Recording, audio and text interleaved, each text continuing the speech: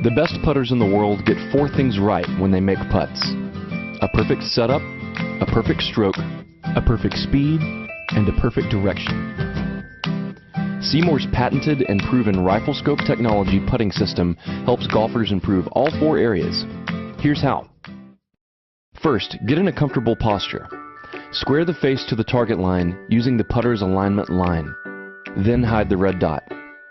Doing these 3 things will set you up in an optimal stance, square to the putter, square to the target line, and with your head, shoulders, hips, and hands in alignment.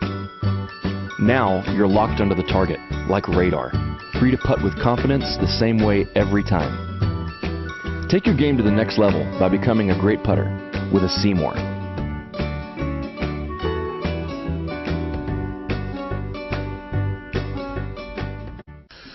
Okay, Sean, so here's the recording of your lesson. First off, great work today. I like a lot of things that you're doing well right off the bat. I also want to point out you hit a lot of golf balls, you work hard on your game, so these changes should be pretty easy for you in the beginning. Okay, don't get discouraged with it. You might take a step back to take 2 forward, so but you're definitely in the long run turn out a little bit better than you were. So here's your pressure trace, and what I kind of noticed is, you said some of your misses are left, okay, and the misses are left because the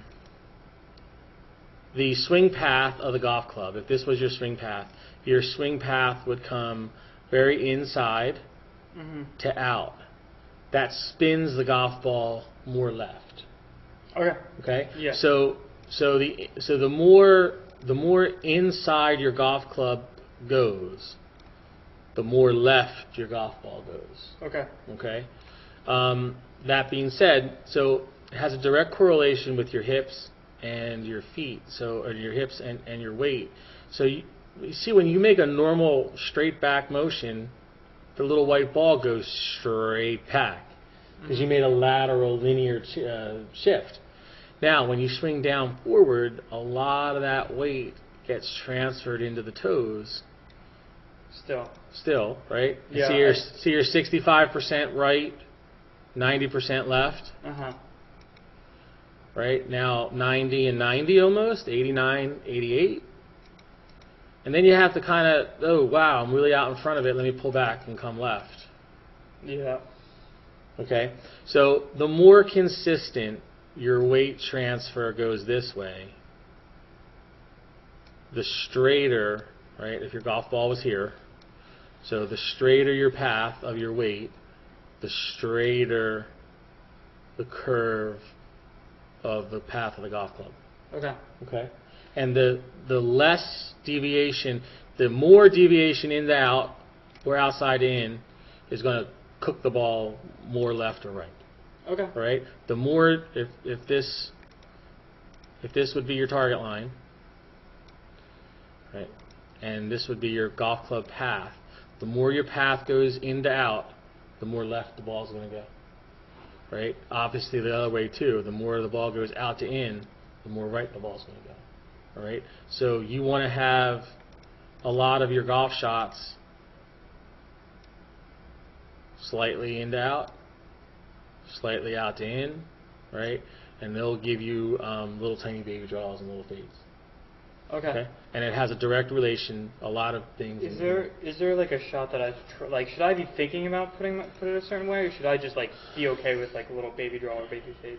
Well, I mean, here's the thing. I try to hit a draw, so I try to keep my face as square as possible, and I try to go a little bit inside out. Okay. Right. Is that something I can think about, or? Yeah, that's something you can. Okay. That's something you should work on, sure. Now, do you remember what the drill we did to keep your club face square? The 9-3. Yeah, we did the 9-3 drill. Yeah. We also did the pistol grip with it. Pistol grip, yeah. All right. That's going to slow your hands down from being 10 degrees open, 10 degrees closed. Yeah, because that's a crazy mess. We can. Well, that exaggerates. So if you're going inside to out, right? If you're going, right, we're talking a lot here, but if you're going this way, where is it going to put the ball? That way, right? Yeah. And if the golf club was closed, it's going to start the ball this way, and because the path goes, it's going to make the ball go even further left. Okay? So keeping the club face square is imperative, right? And if your club face is 0 degrees square, and you go outside to in, it's a little baby fade. If you go inside to out, it's a little baby draw. And it doesn't matter what you play, you just hit for the center of the green and hit 18 greens all day and shoot a 72. There we go. Okay? All right. So that's one thing about the misses left and right. Okay. Okay. Let's tackle this. All right. So I like Zach Johnson. He's one of my favorites. All right. Is this before we started working on it, or is this after still? This is current. This is one of his current videos. No, my This like is this is before. Okay. I didn't get you after yet. Okay, no, that's fine. Okay, so this is before. So yeah, we're gonna have you feel that you're gonna crunch your shoulder blades together, right? Yeah, and stand taller, like that. Yeah, we're just gonna kind of get you like that a little bit more, all right? And so we kind of noticed that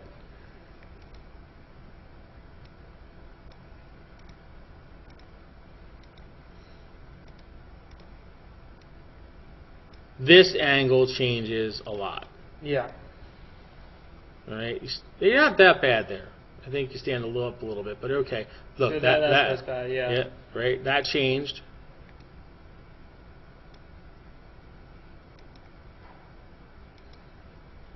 And because you're so crouched, you're going to come up out of it. Yep. Right? Yeah, makes perfect sense. Okay. So, Masters champion, British Open champion. Yeah.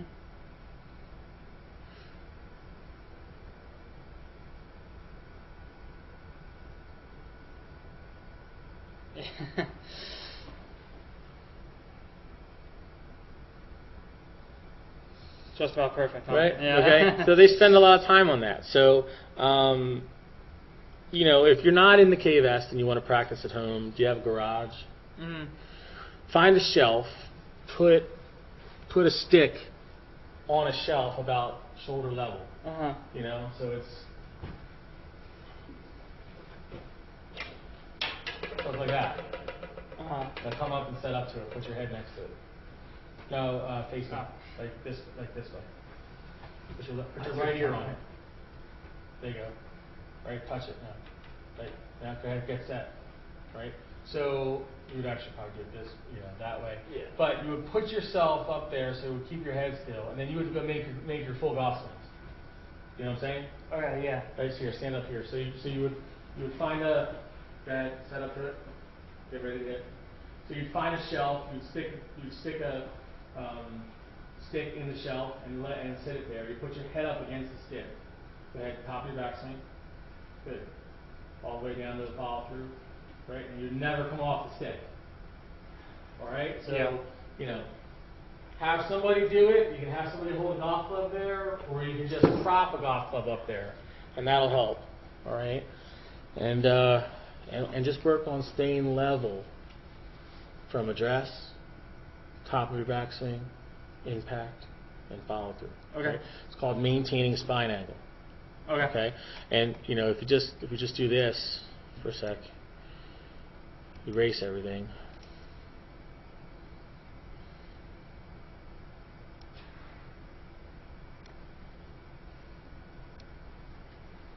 Here's another way to check it.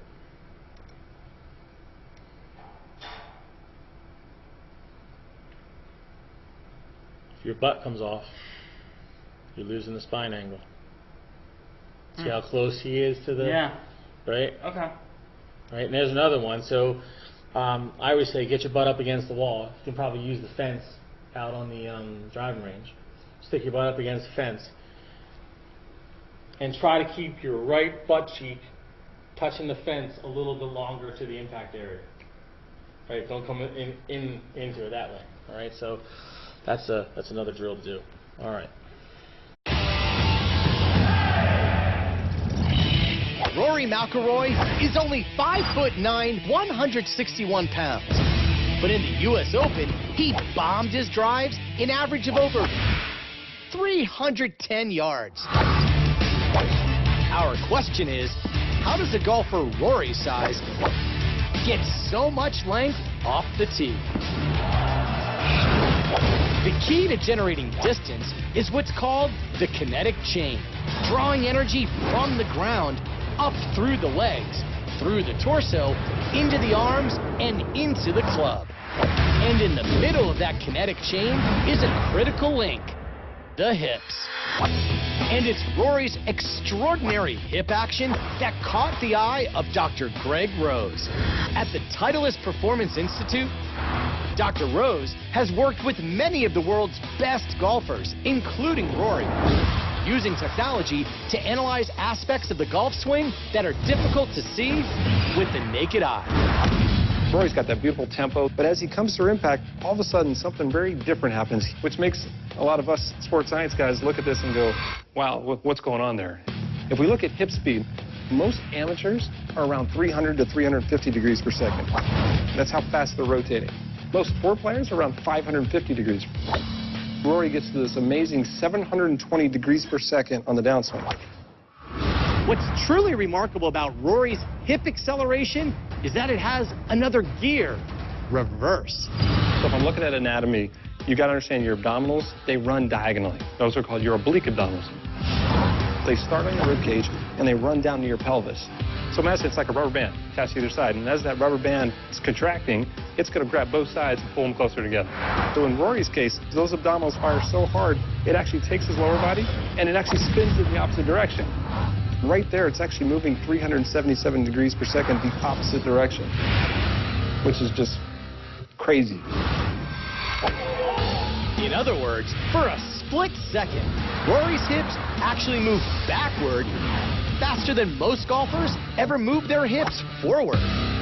This reverse rotation is extremely rare. Out of the hundreds of pros he's analyzed, Dr. Rose has only seen it a handful of times. And while it isn't the key to Rory's length, it's an amazing indicator of the intense torque Rory uses to generate ball speeds of over 175 miles per hour, among the fastest in the world. Of course, Rory McIlroy didn't win the U.S. Open just by being long off the tee. His ball striking helped him set the Open record, hitting an amazing 62 out of 72 greens in regulation. For ESPN Sports Science, I'm John Brinkus.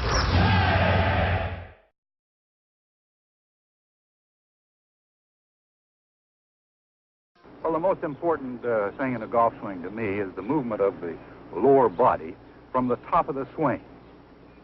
And if you don't mind, I'll demonstrate. First off, you start down below with your knees and your hips. At the top of the swing, you move the lower part of your body, not your shoulders, the lower part of your body, letting your arms and hands follow, bringing you into position to hit. But this is the first movement there. Then you release at the bottom. Most people do it entirely opposite. They rotate their shoulders first instead of their lower body. As a result, they come across the ball and hit the outside of the ball instead of the back of it. If you don't mind, I'll hit a ball, and the first thing to watch is what starts first from the top of the swing.